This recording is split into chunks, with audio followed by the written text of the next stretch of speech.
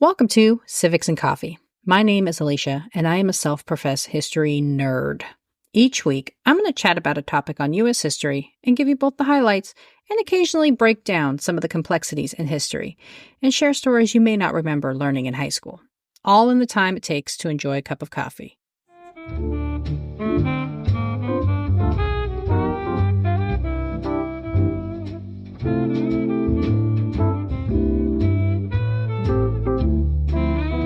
Hey everyone, welcome back. When Confederate Commander Robert E. Lee surrendered to Ulysses S. Grant on April 9th, 1865, there was reason to be hopeful. Finally, after 4 years of bloody, devastating conflict, the United States and its citizens could begin to heal. President Lincoln had already announced his tentative plans for reconstructing the nation, and now that victory was in hand, Congress and the President could begin the process of reuniting the country.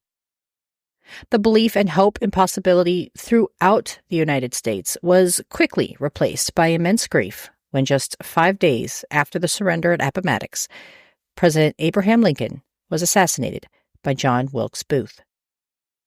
Lincoln, the pragmatic, thoughtful commander-in-chief throughout the Civil War, was gone.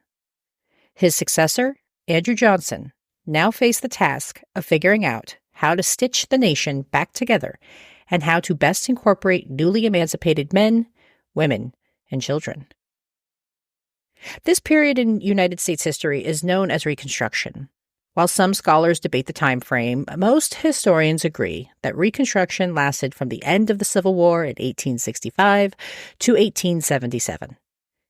It was a period filled with a belief in what was possible, a chance for a new beginning, and an opportunity for the United States to live up to its stated ideals.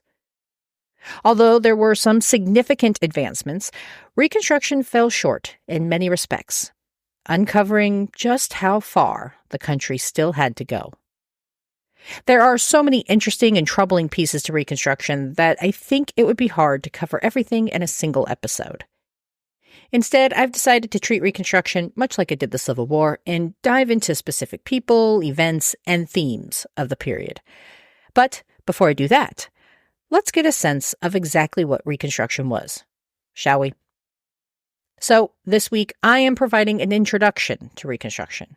What was it? How did it evolve? And what legacy did it leave behind? Grab your cup of coffee, peeps. Let's do this. American political historian Eric Foner has written extensively on the period immediately after the Civil War and refers to Reconstruction as the second founding of the United States. Although the country had been established on the principles of liberty and the pursuit of happiness, prior to the Civil War, these ideals were largely denied to non-whites and women. As Foner argues, Reconstruction forced the nation to reconsider what citizenship was. What did it mean to be a citizen of the United States? What rights did citizens have? How did someone become a citizen? Who could be a citizen? Working through these questions broke formerly established barriers to create a new republic. Foner highlights the passage of the 13th, 14th, and 15th Amendments as evidence of this second founding. In his analysis, these amendments demonstrated that, quote, Reconstruction was a key moment in the process by which a hierarchical, locally based legal culture was transformed into one committed, at least ostensibly, to the equality of all Americans, protected by the national government. End quote. These amendments and what they represented were a stark departure from previous attitudes and opinions. In 1857, the Supreme Court of the United States ruled that Black Americans specifically were not and could not ever be citizens with its decision in the Dred Scott case. Inferring the intent of the authors of the Declaration of Independence, Chief Justice Roger B. Taney argued that the sentiment that all men were created equal was never meant to apply to men of color, and that Black men had no rights upon which the white man had to respect. Taney went even further in his decision, arguing that the Missouri Compromise was unconstitutional, as Congress had no authority to limit the spread of slavery. This was contradicted in the aftermath of the Civil War as Congress passed amendments carving out new rights and establishing a new definition of what it meant to be a citizen. However, as Foner argues, the amendments could not administer themselves. To have meaning, they must be enforced by the executive. In this case, President Andrew Johnson and Congress. Born in North Carolina in 1808, Andrew Johnson was a lifelong Democrat and, as such, may seem like an odd choice to pair with Republican incumbent Abraham Lincoln. Johnson, however, was picked specifically because of his credentials. Despite being a lifelong Southern Democrat, Andrew Johnson broke with his fellow Southerners in refusing to secede from the Union over slavery. Johnson was in no way an abolitionist. Like many of his contemporaries, Johnson held racist attitudes towards Black Americans, but he drew the line in splitting the country apart in order to preserve slavery. In putting Johnson on the ticket, Lincoln and the Republicans hoped to demonstrate a sense of unity in ending the Civil War. In their quest to secure a unifying political message, they overlooked what the role of the vice president was, especially in the event the president could no longer serve.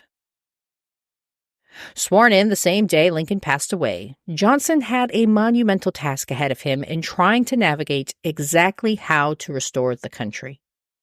It fell to Johnson to determine how and under what conditions Southern states could rejoin the Union, what punishments, if any, former members of the Confederacy had to endure, and how to handle the millions of men, women, and children recently released from bondage who had no income, savings, or homes to speak of.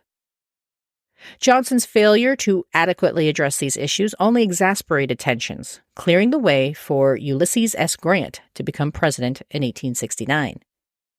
As historian Elizabeth Varon asserts, quote, "In the end, Johnson did more to extend the period of national strife than to heal the wounds of war." End quote. Despite the details of Reconstruction policy falling to Johnson, Lincoln had previously laid out some initial ideas of what Reconstruction could look like. As I mentioned at the top of the episode and during my coverage of Lincoln, the president issued the Proclamation of Amnesty and Reconstruction in December of 1863, also known as the 10% Plan. The proclamation stated that Southern states could be readmitted to the Union once 10% of eligible voters pledged an oath to follow the Constitution and accept the prohibition of slavery.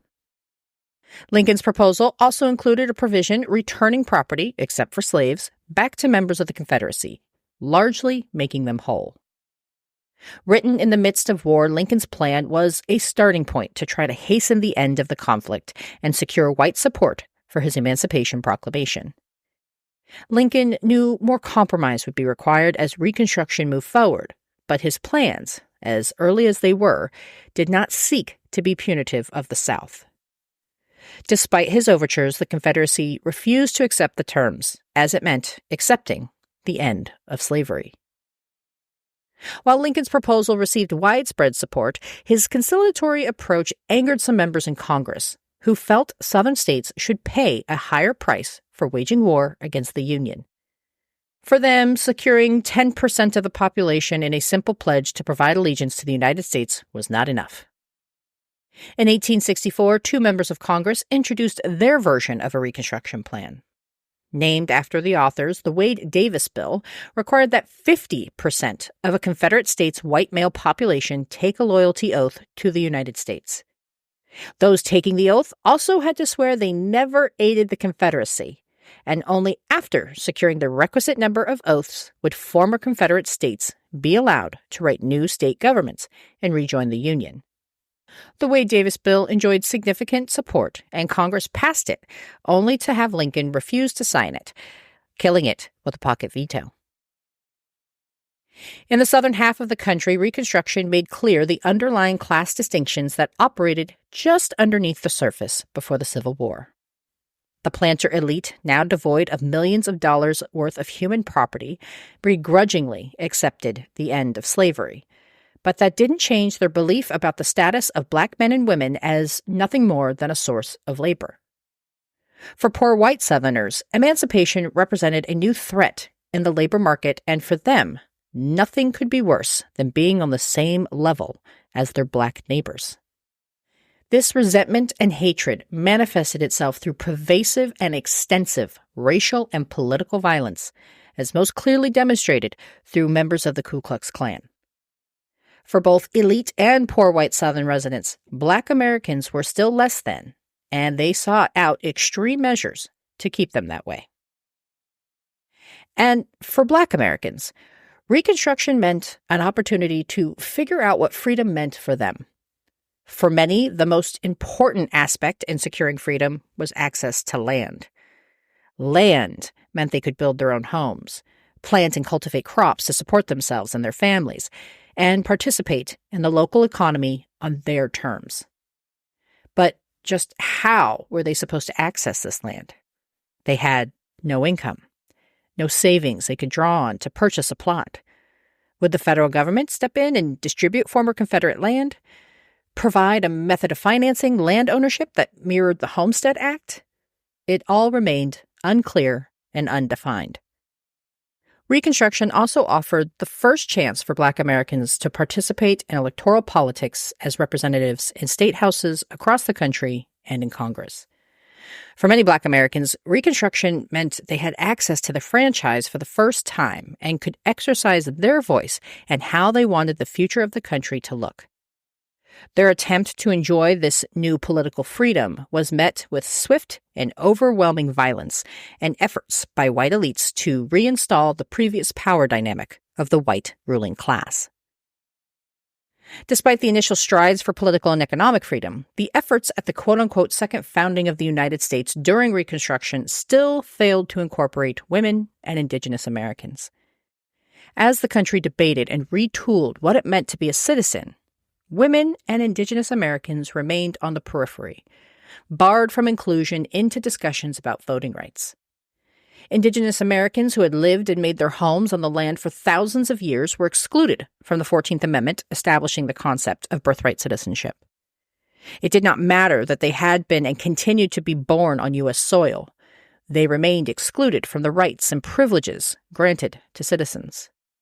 And women, who were champions of abolition and who had been working towards securing the right to the ballot box, were not included in the 15th Amendment, proclaiming that the right to vote could not be denied on account of, quote, race, color, or previous condition of servitude, end quote. Reconstruction fell short of some of its loftiest goals. At the turn of the century, racial violence perpetuated by the Ku Klux Klan was replaced by lynching. Political exclusion became entrenched at the local level, and the economic future of millions of Black Americans remained precarious at best. The conditions in the South, in part, would eventually lead to a massive exodus for Black Americans in the early part of the 20th century, as thousands headed north and west in pursuit of economic and political safety. So, over the next several weeks, I look forward to exploring the various aspects of Reconstruction with you. I plan to dive into everything from Black codes to radical Reconstruction, Presidents Johnson and Grant, Union Leagues, and the Ku Klux Klan. Given this period of American history, there will be many, many difficult episodes up ahead. I will try to be mindful in crafting these episodes and insert content warnings where I think it's appropriate for my younger listeners out there. As I did with the Civil War, and as is always my invitation to all of you, I am happy to take suggestions for what you want to learn more about during Reconstruction. I have a good baseline, but I also know I have the smartest listeners around, and you always challenge me in the best of ways with your topics. You can make your suggestions through any of the socials out there. I'm on Blue Sky, Threads, Instagram, Facebook, and that app formerly known as Twitter. Or you can reach out through my website at www.civicsandcoffee.com. The website is where you can also see source material and transcripts, sign up for the show's monthly newsletter, and learn about the Civics and Coffee Patreon, where you could become a member of the community. Thanks, peeps. I'll see you next week. Thanks for tuning in, and I hope you enjoyed this episode of Civics and Coffee. If you want to hear more small snippets from American history, be sure to subscribe wherever you get your podcasts. Thanks for joining me, and I look forward to our next cup of coffee together.